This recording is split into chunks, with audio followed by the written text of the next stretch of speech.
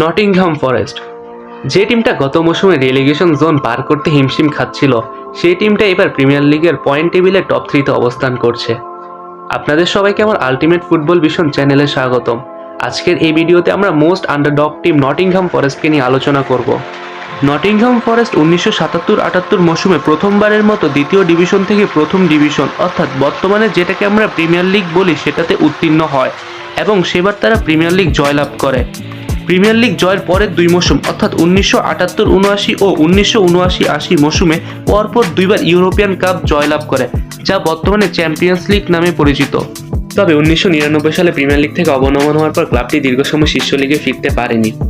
অবশেষে 23 বছর পর ম্যানেজার স্টিভ কুপারের অধীনে 2022 সালে তারা প্রিমিয়ার লিগে প্রত্যাবর্তন করে। 2022-23 মৌসুমে তারা পয়েন্ট টেবিলে 16তম স্থান দখল করে মৌসুমটি শেষ করে। 2023-24 মৌসুমটিও তারা ভালোভাবে শুরু করতে পারেনি। ক্লাবের বাজে পারফরমেন্সের কারণে 19 ডিসেম্বর 2023 সালে ক্লাব কর্তৃপক্ষ ম্যানেজার স্টিভ কুপারকে বরখাস্ত করেন এবং নতুন কোচ হিসেবে নিয়োগ দেন নুনো এসপারিতো সান্তোসকে। তিনি দায়িত্ব পাওয়ার পর ক্লাবটির রেলিগেশন জোন থেকে বেরিয়ে 17তম স্থান দখল করে মৌসুমটি শেষ করে। 2024-25 মৌসুমটি নটিংহাম দারুণভাবে শুরু করেছে। তারা বর্তমানে টেবিল টপার লিভারপুলের সাথে টাইটেল রেসে পাল্লা দিচ্ছে।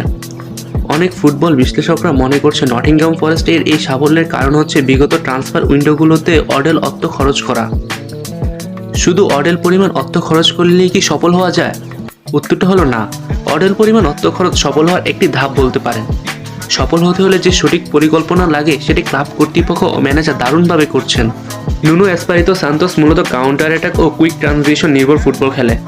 তার খেলার অন্যতম একটি ট্যাকটিক্স হলো ডিফেন্সিভ পজিশন থেকে স্পিডি খেলোয়াড়দের দ্বারা খুব দ্রুত আক্রমণে ওঠেন। তারা গোল কম হজম করে। তাদের ডিফেন্সিভ স্ট্যান্ড তাদের অফেন্সিভ খেলাকে পূর্ণতা দেয়।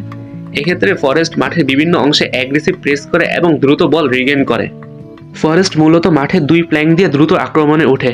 এতে ফরেস্টের ফুলব্যাকদের ভূমিকা অনেক থাকে। নটিংহাম ফরেস্টের সেন্টার ফরওয়ার্ড উড এখন পর্যন্ত প্রিমিয়ার লিগে 14টি গোল করতে সক্ষম হয়েছেন।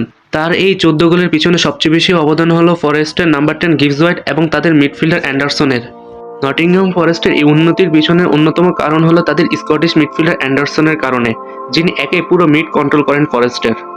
তিনি ডিফেন্স থেকে খুব দ্রুত বল রিগেন করে দুই ফ্ল্যাঙ্কে সাপ্লাই দেন, যার ফলে তার টিম খুব দ্রুত কাউন্টার অ্যাটাকে যেতে পারেন। এছাড়াও ফরেস্টের বাকি প্লেয়াররা টিম ওয়াইজ খুব ভালো খেলছে।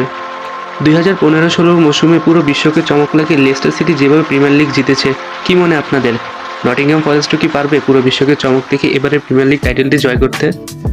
কমেন্ট সেকশনে আপনাদের মতামত জানাবেন এবং ভিডিওটি ভালো লাগলে লাইক, শেয়ার, সাবস্ক্রাইব এবং বেল আইকনে ক্লিক করুন।